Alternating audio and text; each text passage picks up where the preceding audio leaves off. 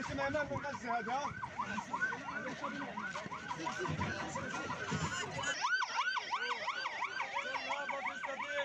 نستدين لقمة العيش.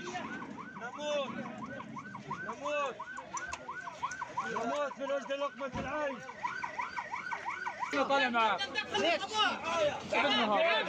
في كمان واحد نلطع معك اثنين. لا انا يمكن هاي بنبدا طبعا. صاحبي الله يسعدك يا صباح حياة ناس. يلا